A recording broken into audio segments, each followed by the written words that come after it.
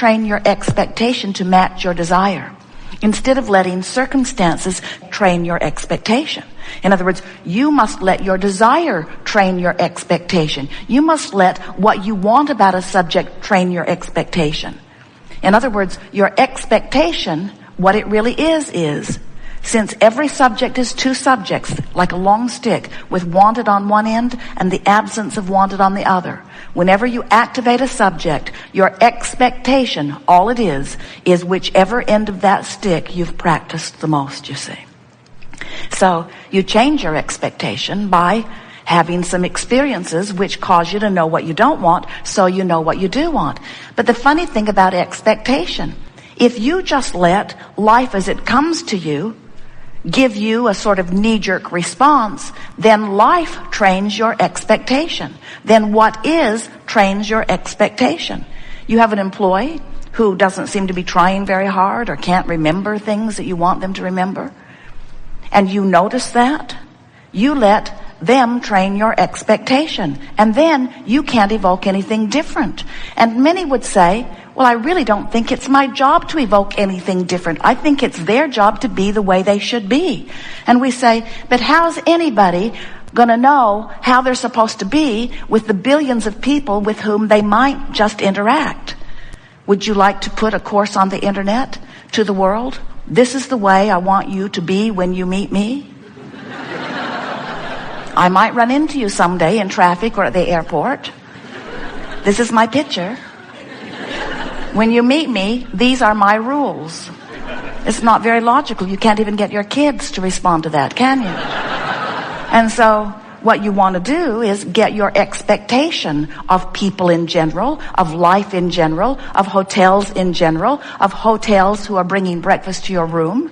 You have to get your expectation somewhere in the vicinity of your desire. You cannot let what is be the reason for your expectation.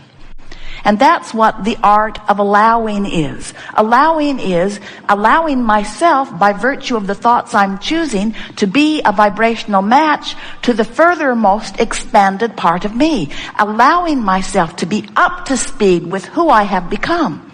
Every time life helps you to know what you don't want, you put forth a request of what you do want. And this is the important part for you to understand. You expand. The larger part of you becomes it. Immediately. That's why when we say, ask and it is given, we're not kidding even a little bit. But our physical friends sometimes, in fact often say, that can't be true because I know I've been asking. I wrote it in big letters. I know I've been asking. Don't give me this ask and it is given stuff, because I'm asking, where is it? Where is it? I ask, where is it? I ask, where is it? And we say, you're not asking with your words, you're not asking with your notes, you're not asking with your laws, you're asking with your vibration, and you got to line up with it. You have to learn how to allow yourself to be in vibrational sync with what you're asking for. And when that expectation clicks into place, you'll know it, because the manifestations of everything that you're asking for click into place too. So we are amplifying the word expectation today in a stronger way than usual. Because as we speak of the 3-step process of creation, the first step is ask, and life causes you to do that. So when breakfast doesn't come the way they want it, they ask and ask and ask and ask and ask. We're not kidding. They've been asking and asking and asking and asking. This is a 5-star hotel, they say occasionally. They should know better. They're asking and asking and asking and asking. Step 2 is source answers. Source answers. Because when you ask, a vibrational reality begins to form, and the non-physical part of you, the source, or that which you call God, your inner being, actualize around that vibrational request. It's lined up for you. Step 3 is you must become a vibrational match to what you're asking for. So that's where that expectation comes. I've asked for it, but what do I really expect? If I have a plan B and a plan C and a plan D, doesn't that mean I don't really expect plan A to work the way I wanted it to? Isn't that what it means? If I'm always saving for a rainy day, if I'm looking for trouble and trying to prevent it, if I'm looking out ahead in order to...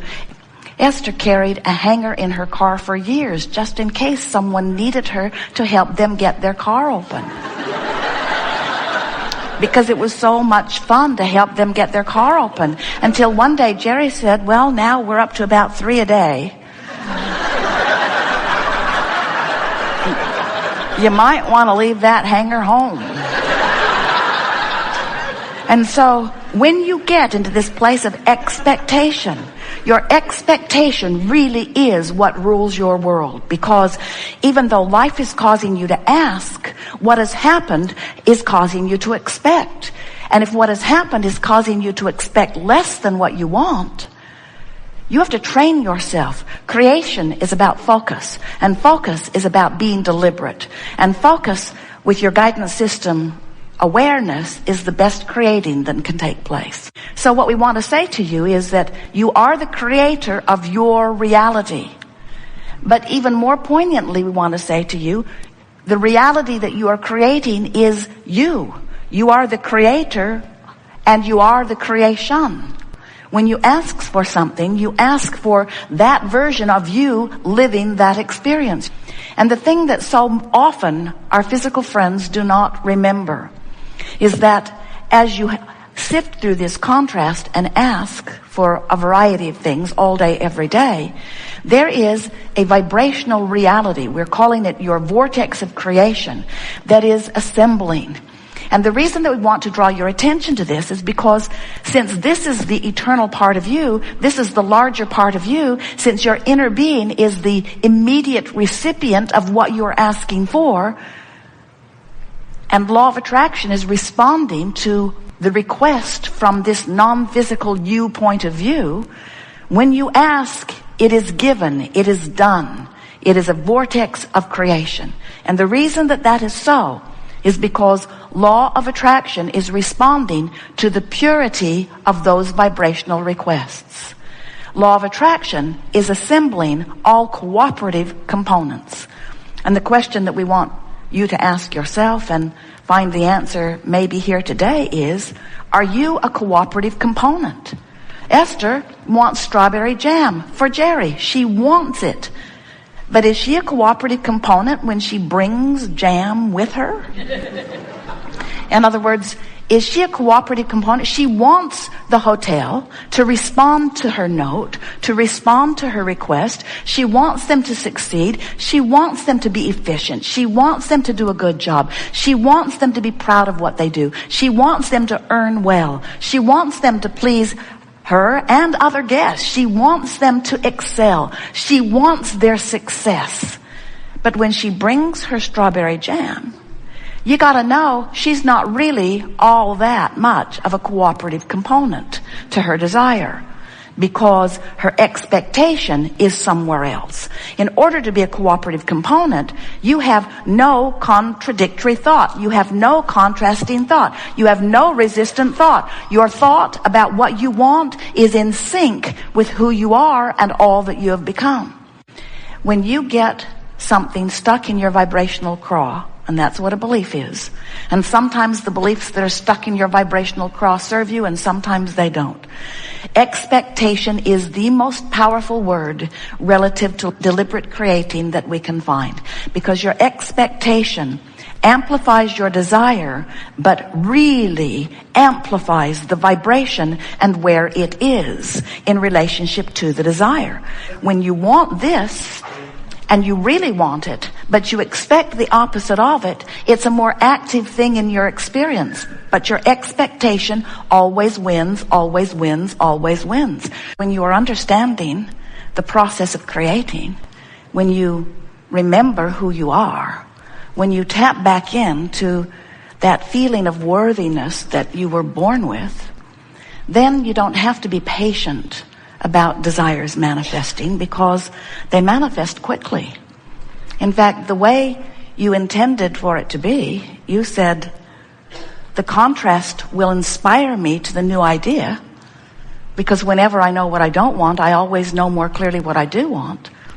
And once I know what I do want, I will just turn in the direction of that, find vibrational alignment with that desire, and it will be. So you didn't come into your physical body planning on taking a long time to create anything. You didn't plan on struggling and suffering. You planned on choosing and focusing. But as you come into your physical experience, many people, even though they choose what they do want, you could hear it with their words. I don't want that. I do want this. I don't want to be sick. I do want to be well. I don't want to have a shortage of money. I don't want to be tight with money. I don't want to be deprived of things I want to do. I do want to have plenty of money. I do want to be able to make choices of what I want to do freely. I know what I don't want. I don't want confusion. I know what I do want. I do want clarity. In other words, you hear people all the time describing what they don't want, what they do want. But the universe is always responding to your vibration. So when you're focused upon being sick in your explanation of why you want to be well, you're keeping active within yourself the vibration of sickness, not the vibration of wellness. And so wellness can't come to you, not while the vibration of sickness is the dominant, most active vibration. Jerry and Esther have been laughing because they have this thing with hotel breakfasts. For a while, breakfast wasn't showing up at all, and they got the bugs worked out of their vibration with that. But now they're on a run where they each want a glass of milk in the morning. And so they fill out the little card, and the milk hasn't been coming. Sometimes one comes, sometimes none comes. So the last 3 hotels, Esther has written in big writing in the special comments section of the little card, 2 glasses of milk, please. And then she draws an arrow from the other breakfast over to it to let them know. And then she writes in the margin, if we need to pay extra, it's okay with us, but we really want this milk. And the last 3 mornings, 2 mornings, no milk came at all. And this morning, 1 milk came, and a hot milk.